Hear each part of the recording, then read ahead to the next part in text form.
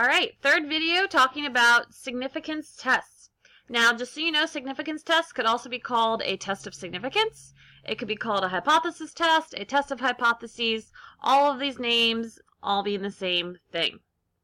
So we have talked about p-values, what they are, how to interpret them. We have talked about how to write hypotheses, one-sided versus two-sided. Now let's talk about an analogy here, real quick. An analogy between significance tests and the criminal trial. If you're going to bring someone to trial, there must be preliminary evidence of their guilt. In the U.S., you are innocent until you're proven guilty.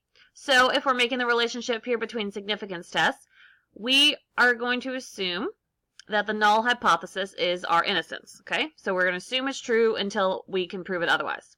The trial is then to convince a jury that there are no other plausible explanations for the crime. So the alternative hypothesis here is going to be our guilt. If you were to reject the null, that means there's convincing evidence of guilt. If we fail to reject the null, that means there is not convincing evidence of guilt. So this does not mean that they're innocent. That's why in this class we will never say we accept the null or use any kind of knowledge implying that you believe that it's true.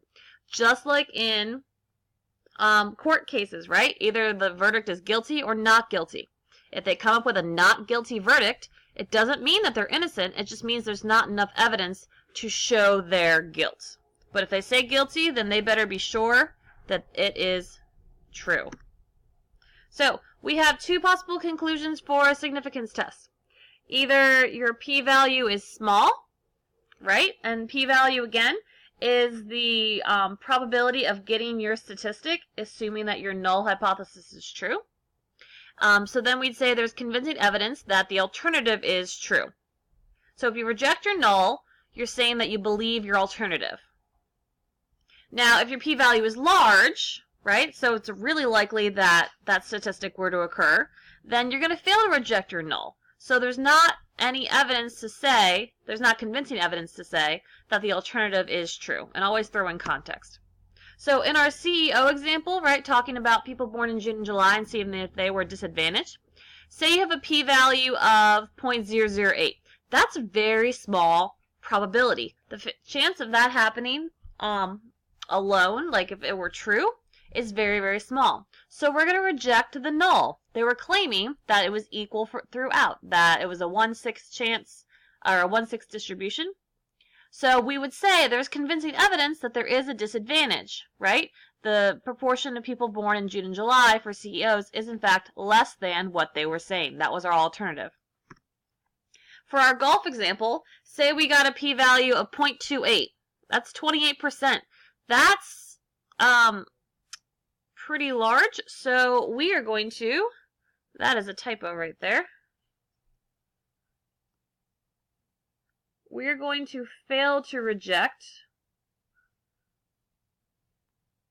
that our standard deviation is 15, which means there is not convincing evidence that a new club has made Mike's shots more consistent. Alright, so please make a note of that. If it's not already changed in your notes, we're going to fail to reject because that is a very large p-value. So there's no evidence to show that the club has made his shots more consistent. Now, when you're making conclusions, please, please, please be careful. Make sure you conclude in the context of the problem. Do not accept the null, and make sure you link your conclusion to your p-value. Alright? Yoda said it best. Right? Is that Yoda? Yes. Reject or fail to reject. There is no accept. Now, we say, if your p-value is small or if your p-value is large, but what's small enough? What's large enough? Well, significance tests require what's called a significance level. A significance level is just how small a p-value needs to be. We're going to represent a significance level with this symbol right here. It is an alpha, which is a lowercase a in the Greek alphabet. If the p-value is smaller than alpha, then we say that the data are statistically significant at level alpha. So in that case, we will reject the null and conclude that there is convincing evidence in favor of the alternative hypothesis. Either alpha is going to be told to you, so typical significance level would be alpha equals 0.05. But we can see different levels. We could see 0.01, we could see 0.10, we could see 0.07 really. It really just depends on the problem. If it's not told to you, we're going to assume that we're going to use an alpha of 0.05. There was a farmer back in England that decided that 0.05 was a good standard alpha to use if one is not specified. Now, just to note, significant in the world of statistics does not mean important, okay? It simply means that it's not likely to happen by chance. So the significance level alpha makes not likely more exact. So a significance at level 0.01 is often expressed by the statements the results were significant, where your probability, your p-value, right, is less than 0.01. So some general conclusions. If we don't have an alpha, just in general, if your p-value is small, you reject your null, you conclude your alternative. If you have a large p-value, fail to reject your null, you cannot conclude your alternative.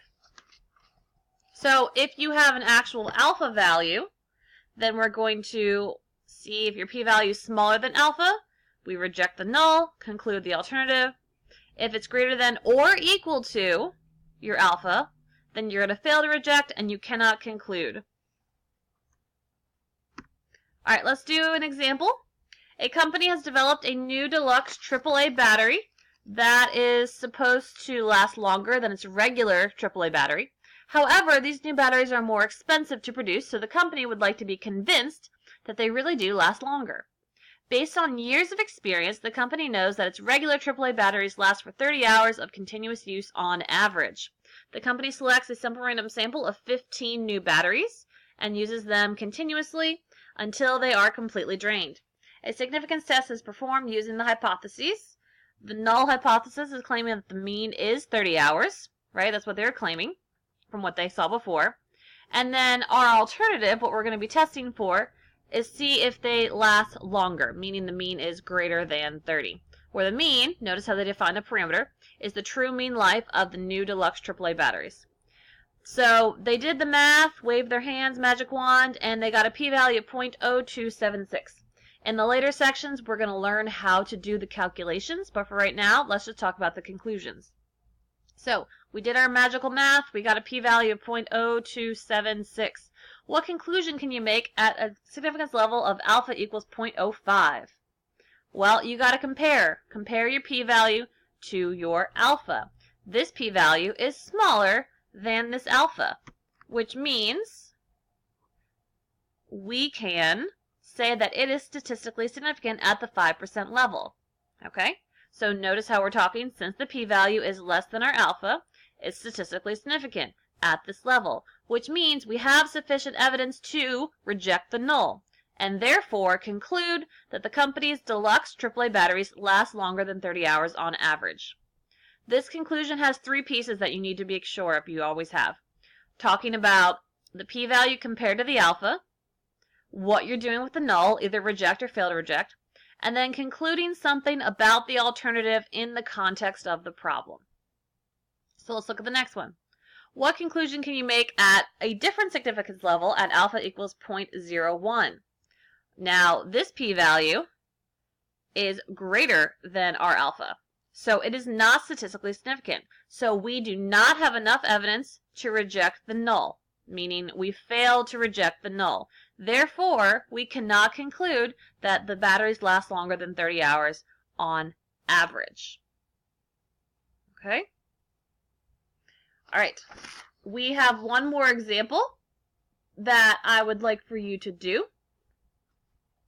Talking about a semester project. Zeke is investigating whether students at his school prefer brand name potato chips to generic. After he collected the data, he did a significance test. His hypotheses were that p is equal to 0.5 versus the alternative is that p is greater than 0.5, where p is the true proportion of students at his school who prefer brand name chips. So 0.5 meaning there is no preference, there's a 50-50 shot, right? A 1/2 chance that you prefer one over the other. Brand name, if they prefer brand name, it means more than half, right? That's why it's greater than. More than half of them would prefer brand name.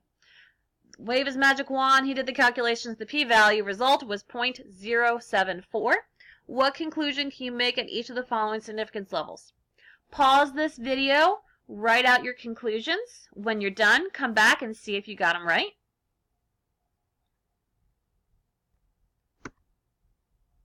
So here are our results.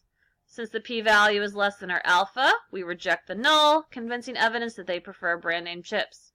For B, p-value is greater than our alpha, fail to reject the null. There is not convincing evidence that they prefer brand name chips. Now, both hypotheses and your significance levels should be determined before your data is actually produced. So before you actually collect the data and do stuff with it, you need to decide what your hypotheses are and what you want your significance level to be. Why is this important for a hypothesis? Well, if you were to get your data and see that it leans one way versus another, we would never do a two-sided test then, right? We would always make your alternative go in the same direction as the sample statistics suggest, as opposed to just saying, I think there's a difference. Whereas if you knew, you'd be like, well, I think it's going to be less than, or I think it's going to be greater than. Why does this battle for the significance level?